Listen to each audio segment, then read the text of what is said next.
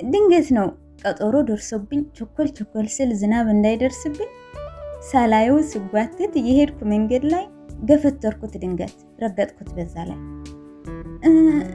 ወይኔ ጉዴ ፈላ። ይቅርታ በጣም እሺ። ይቅርታ ትላለች እንዴ? አረዛ ወደዛ መልሽ ይቅርታሽን። ቀና ብሎ አየኝ። ተናዶብኛል። አይኔ ይቆጣኛል። እጁ ግን ወደ እኔ እየላከ እንተዋወቅ ይለኛል። ሆ ምን አይነት ልጅ ነው? የረገጥኩት ረስቶታል? አይ ያልገባኝ ነገር አለ እንጂ መክፋትማ ከፍቶታል። እሺ ይቅርታ፣ ሩፍታ እባላለሁ። እጄን ይዞ እንዳይቀጠቅጠኝ ፈርቼ አይኑን አየዋለሁ። ያስፈራል። በጣም የሚፈራ ወንድ ነው። ግርማ ሞገሱ አይደፈርም። ደግሞ ግን ቆንጆ ነው። ለ2 ደቂቃ ያክል እጄን ጨብጦ ያዘኝ። ግርማ አለ። ወይኔ አይለቀኝም እንዴ? ግርማ፣ እውነትም ግርማ።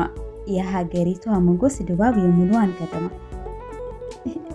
እሺ ልሂድ፣ ቸኩያለሁ። እጄን ትለቀኝ አልኩት በግድ ፍርሃት እያንቀጠቀጠኝ። ስልክሽ አምጪ። መልስ አልጠበቀኝም።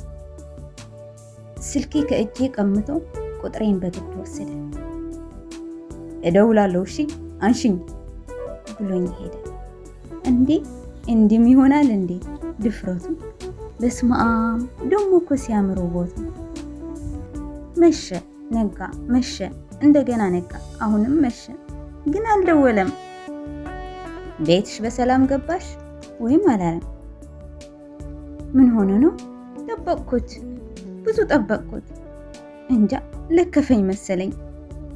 የዚች ዓለም በሽታ ፍቅር የሚባለውን ሊይዘኝ። አይ ይሄማ አይሆንም። ጉዴ ፈላ። ለምን እጠብቀዋለሁ?